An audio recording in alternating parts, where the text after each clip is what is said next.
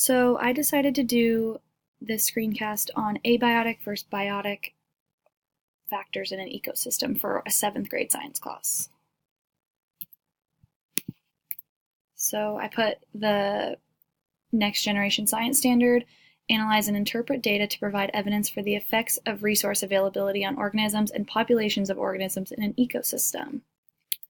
And then the lesson objective is that students will be able to distinguish and recognize biotic and abiotic factors within various ecosystems and how these interactions relate to organisms' survival. So I decided to start with factors and resources within an ecosystem. Generally, scientists classify all resources in an ecosystem into 2 different categories. We have non-living and living. Those are the only 2. So I put a little picture of little examples. Then we have, within those, we have biotic and abiotic, which are just different words for living and non-living. Biotic is relating to or resulting from living things, especially in their ecological relations. So biotic is things that are living or once have lived, once living. And then I just split the picture in half for you. So biotic factors are the living things that scientists classify in an ecosystem. Biotic is living. And if you remember, in the actual classroom, we have a word wall that breaks down root meanings of words to help with some scientific terms that might be tricky to understand. And bio, which is the root word of biotic, means life. So biotic equals life or living. And then some common examples of biotic resources in various ecosystems are animals, plants, trees, fungi, bacteria, literally anything that's living. And I put this picture because for biotic factors, scientists classify them into 3 different categories, which are producers, consumers, and decomposers. Those are the 3 categories of living things in an ecosystem. Then we move on to abiotic factors, which the definition is physical rather than biological, not derived from living organisms. So I put without life on the second bullet because if students were to look at the word wall, the root letter A in the front of biotic means without, and then we know bio means life, so abiotic means without life and never been living or have never been alive. So abiotic factors are the non-living resources in an environment. Abiotic without life. And then I put some common examples of abiotic factors are rain, temperature, wind, soil, and sunlight. So with this lesson, students have just learned how organisms in an environment want to pass on their DNA to the next generation to keep their genes alive, basically. And so with this abiotic and biotic lesson, we learn different strategies that animals and organisms can use in an environment to help pass their DNA on. So after I've given a couple examples, we're going to do some practice. So I put a picture of a deer, and I want to know if this item is biotic or abiotic. So life or without life. This is a pretty easy one, so we're going to go on. It is biotic. The deer is a biotic factor in an ecosystem because it is a living organism. Secondly, we have soil. Is this item biotic or abiotic? Soil is non-living, so it is an abiotic factor.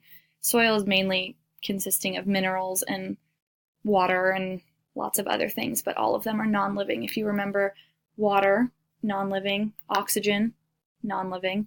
So everything in soil in the ground is non-living, although it contributes to living things like grass, trees, animals.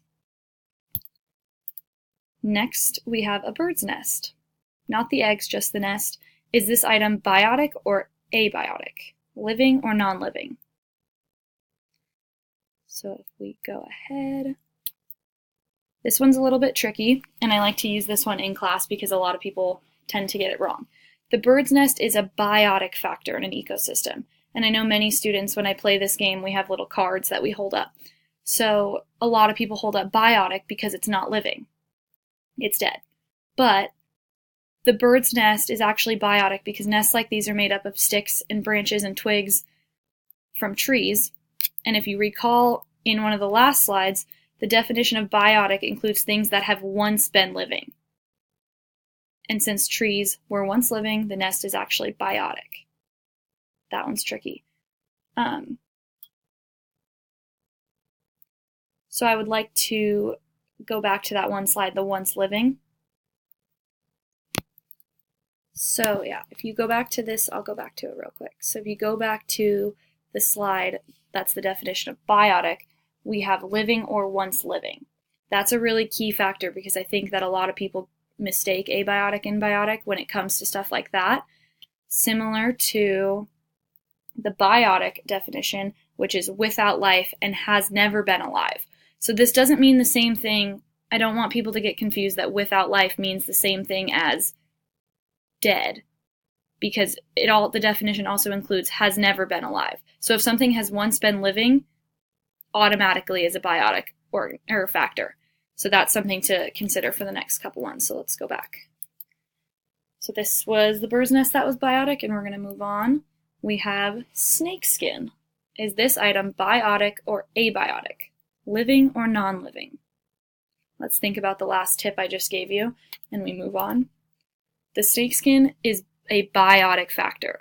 So, skin, just like on humans, snake skin, just like on human skin, is an organ, and it's living and has cells. So, this falls under the once living category, similar to the bird's nest. Just like if we shed our skin would be a biotic factor even after it was off of us. That one's another tricky one. So we will go to the next one. This one is volcanic rock. Is this item biotic or abiotic? Let's think about all the parts of the definition, the root words. And we have abiotic. So volcanic rock is an abiotic factor. This is another tricky one that a lot of students fumble. So these rocks are mainly composed of basalt and other minerals, all of which are non-living. And I think this one confuses a lot of people because volcanoes have a lot of activity and there's a lot to do with earth and the inner core, and everyone assumes that it's living, but it's actually not. So that one's another tricky one. And the last one we have, is this item biotic or abiotic? We have ocean shells. This is my favorite one to talk about.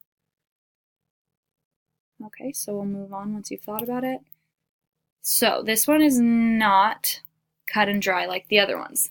So I said not every item in an ecosystem is always one or the other. For example, these ocean shells have caused debate among scientists. Some scientists believe the shells are biotic because they were once the house of a living being in the ocean, similar to the snake skin. A fish or some other type of creature in the ocean was once using the shell as their house, similar. But other scientists argue that the shells are abiotic because the shell itself has never been living. So the snake skin we argue is biotic because it was once a living organ on the snake. However, this shell was not ever a living thing. It was just connected to a living thing. And that fish or creature in the ocean was the creature that made it.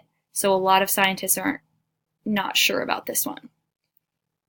And I challenge you to come up with your own explanation for that one.